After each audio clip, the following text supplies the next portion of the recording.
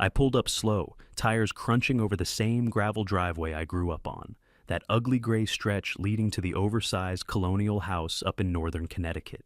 The place looked exactly the same, down to the cracked bird bath and the rose bush my mom still trimmed every Sunday.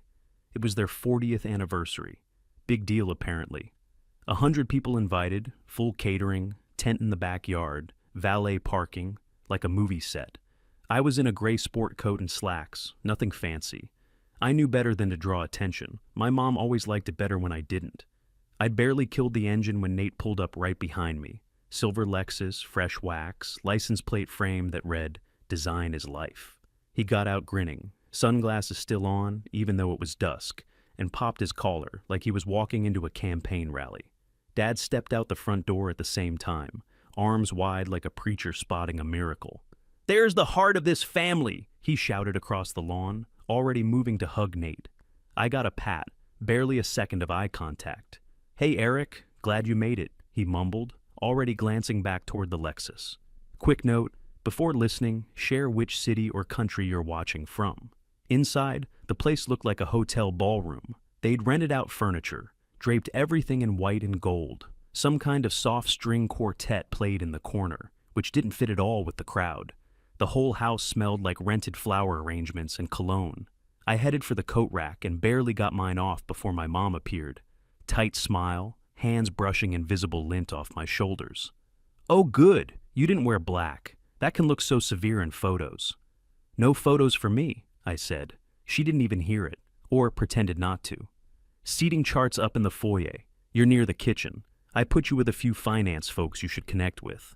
She said it like she was doing me a favor. Like shoving me next to the busboy was somehow networking. I glanced over. Head table was front and center.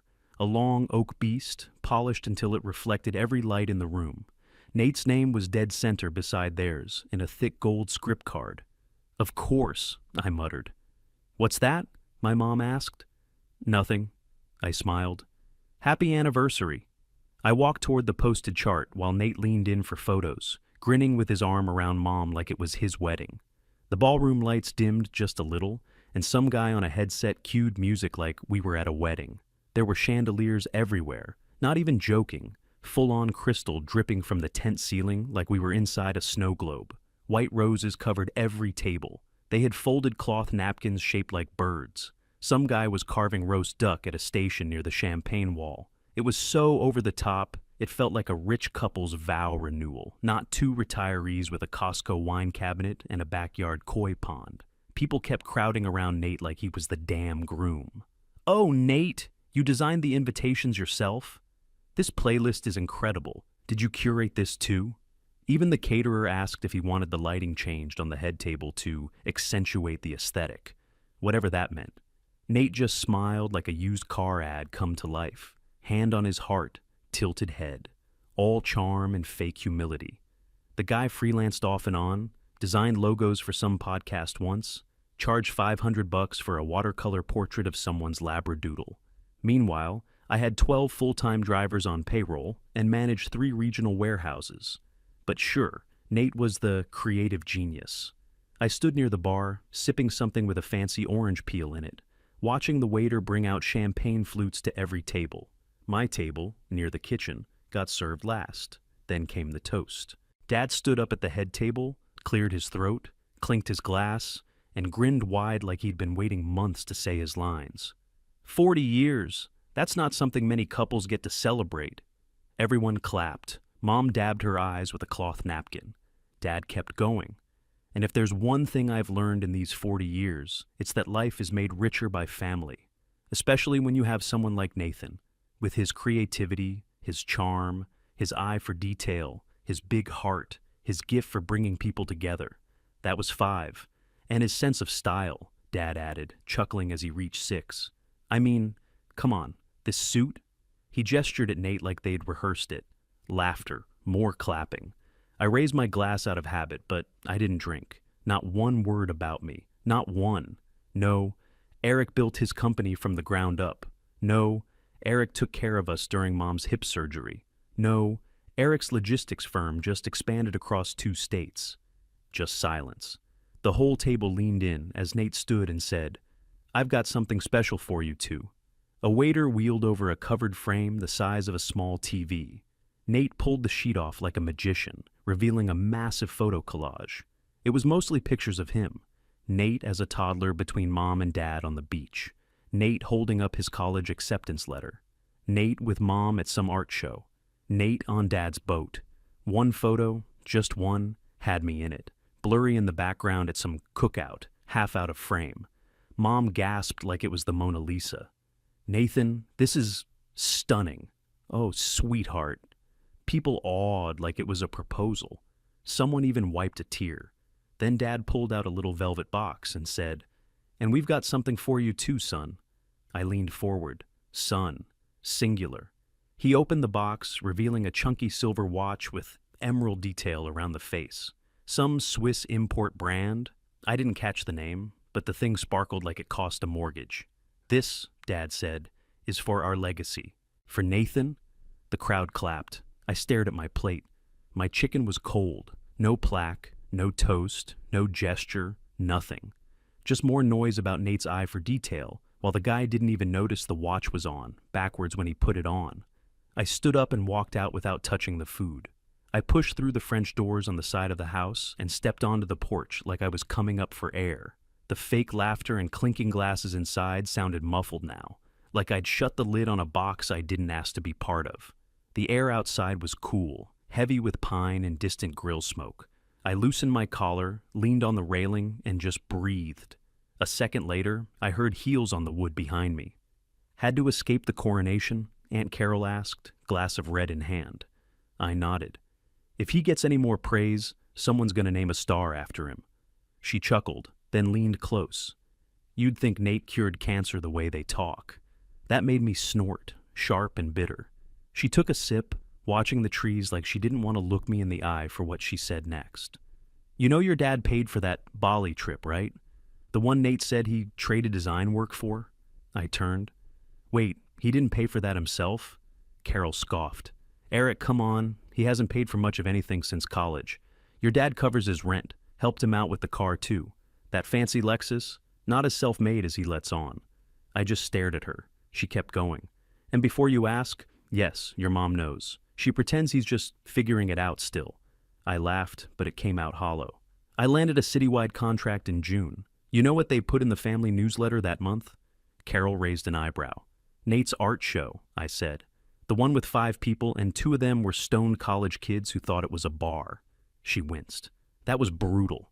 "Didn't stop them from calling it a promising debut." Carol leaned on the rail beside me. "You know they don't do it to hurt you, right? They just live in their own little Nate bubble." "Yeah," I muttered, "one I've never been allowed in." My phone buzzed in my pocket. "Alex, how's the throne room?" Another text followed right after. "We're grabbing burgers later. Your seat's open." I stared at the screen for a few seconds, thumb hovering. "Everything okay?" Carol asked. I pocketed the phone. "Yeah, just reminders there's life outside this circus." She tapped her glass against mine. "Glad someone sees it." Inside, I heard another round of applause. Nate's voice rose above it, thanking everyone like he'd just won a damn Emmy. Carol rolled her eyes. "I'm headed back in before your mother notices I'm gone. You staying out here?" "For a bit."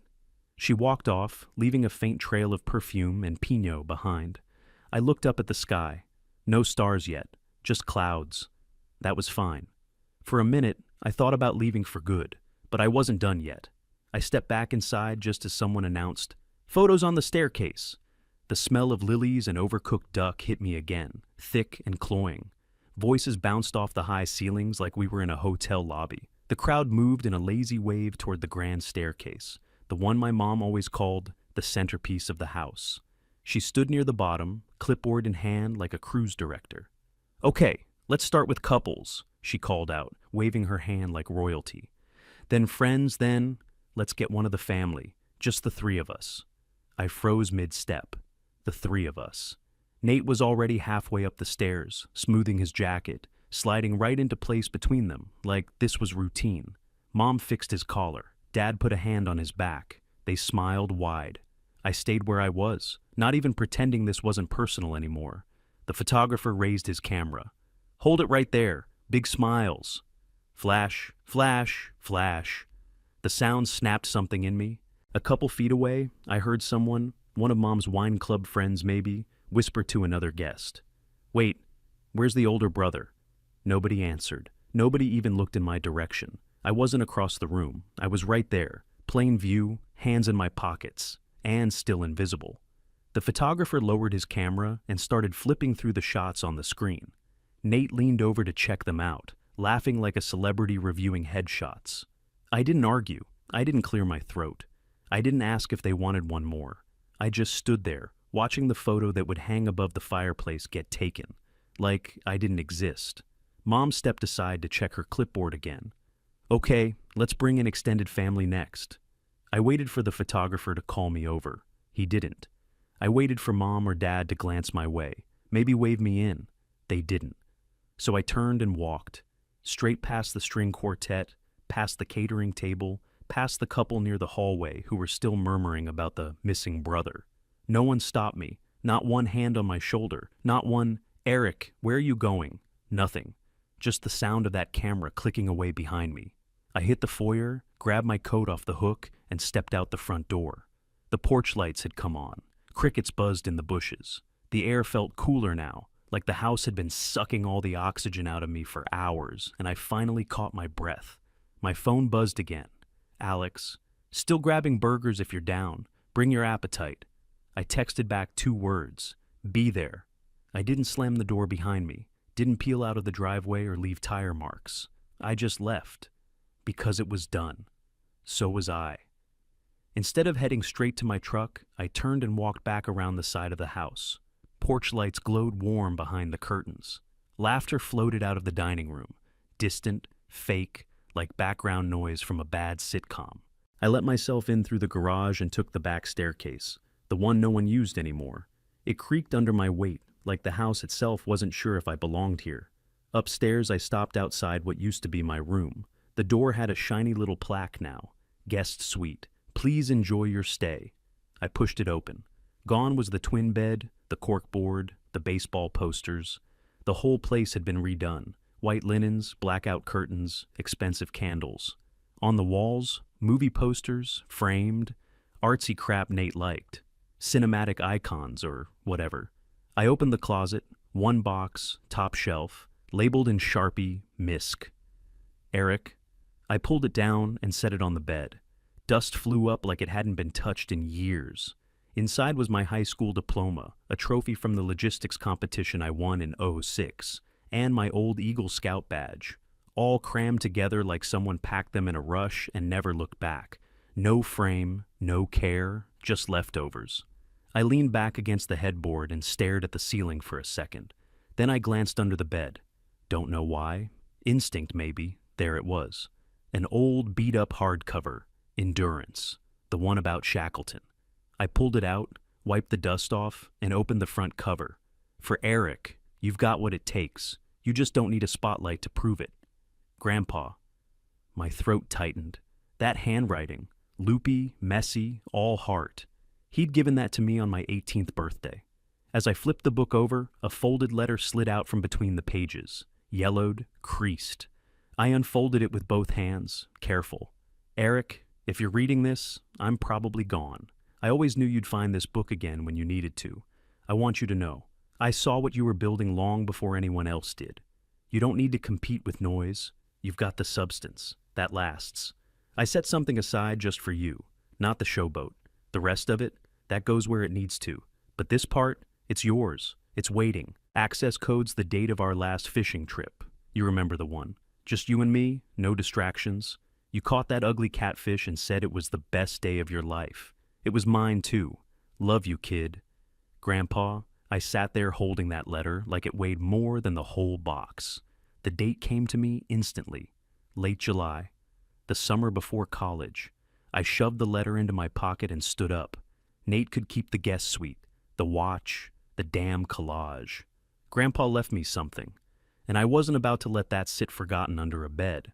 I tucked the letter into my jacket pocket, grabbed the box under one arm, and walked out of that house without a sound. No goodbyes, no second looks. By the time I hit I-91, the tension in my chest started to ease. The roads were quiet. No champagne buzz or fake applause, just the hum of tires and the steady beat of my turn signal as I pulled into the parking lot of Miller's Pub downtown. Alex spotted me through the window and waved me over. Our usual crew was already inside. Kayla, Jonah, Tiff, all at the corner booth with a pitcher half gone and plates of fries between them. Real people. People who'd shown up when I had nothing but a clipboard and a rented van. I slid into the booth across from Alex. He looked up from his burger. "You look like someone just dug up buried treasure." "In a way," I said, setting the letter down on the table. "You're not going to believe this." I told them everything. The watch, the just the three of us photo, the box labeled Misk, Eric. Then I told them about Grandpa's letter, the trust, the access code. Alex didn't even blink. "We've always seen what they didn't," he said. "This just proves it." Jonah leaned in. "They really left you out of the photo?" I nodded. Kayla muttered, "That's ice cold." Tiff lifted her glass.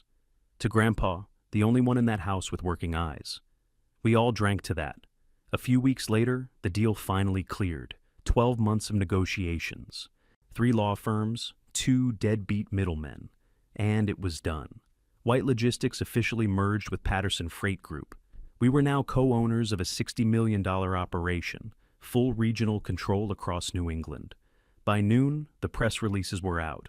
Quiet Connecticut logistics firm closes massive expansion deal. That was one headline. Built, not bought.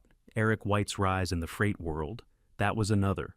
My phone didn't stop buzzing. LinkedIn blew up. Emails, calls, even some old clients trying to get meetings they'd ghosted me on 2 years ago. Then the text came in. "Nate, whoa, congrats, man. You should have told us, like we talk."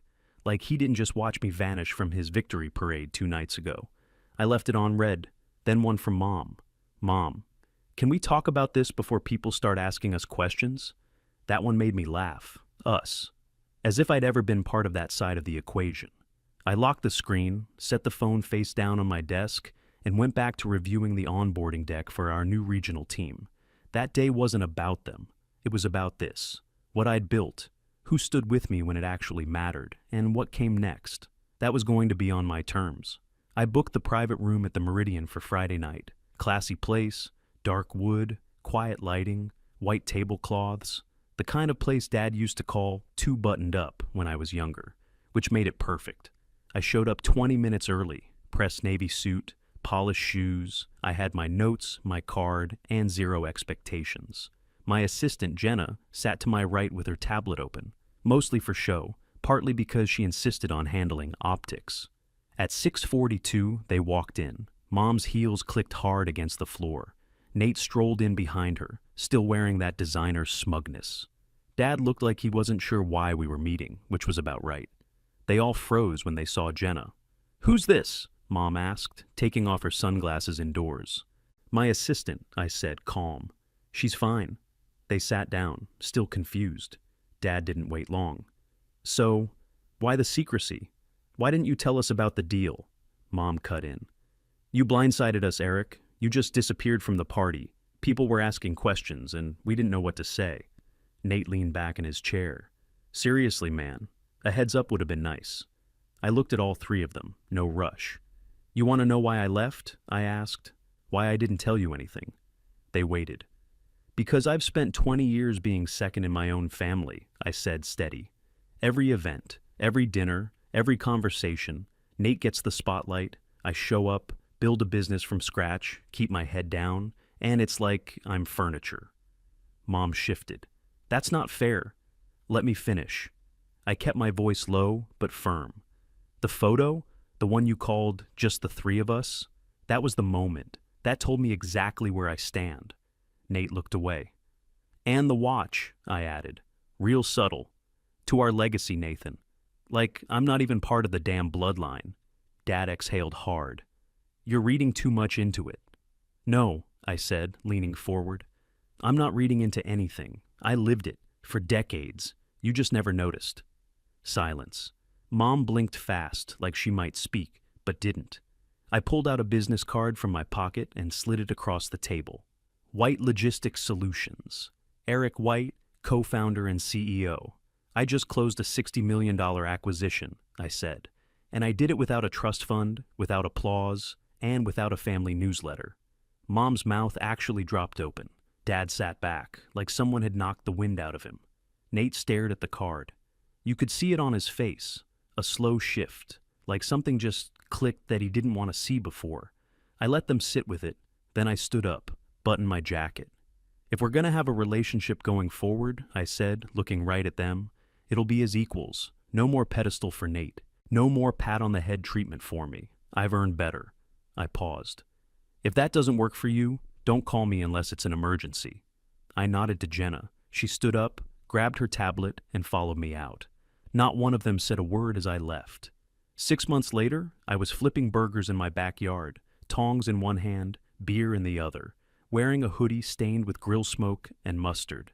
Nothing fancy, just good food, loud music, and people who actually gave a damn. The old dining table sat under the covered patio now, solid oak, heavy as hell. Mine. Picked it up cheap at the estate sale after Dad downsized and moved to some condo near the coast. Above it hung a photo in a simple black frame. Me and Grandpa side by side on his fishing boat, rods in hand, grinning like idiots. No polished smiles, no matching outfits, just real. Inside, my team filled the kitchen and spilled onto the porch. The real family I'd built. We'd just launched our mentorship program for young logistics entrepreneurs. Already had 10 applicants lined up. Alex clinked his bottle against mine. Never thought I'd see that old table at a cookout again, he said. I smirked. Never thought I'd be the one hosting it. Our lead engineer, Michelle, stepped forward holding something flat, wrapped in brown paper. Alex grinned. We figured it was time you had something for the office. I tore the paper off. A wooden plaque, burned in bold black letters. Built, not handed. For a second, I didn't say anything, just nodded and shook their hands one by one. No speeches, no toast, just respect.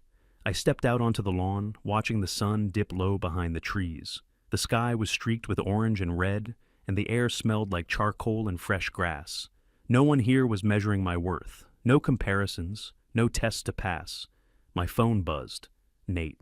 Hey, saw the article about your program. Looks awesome. Hope you're doing good. Short, simple. He was trying, I think.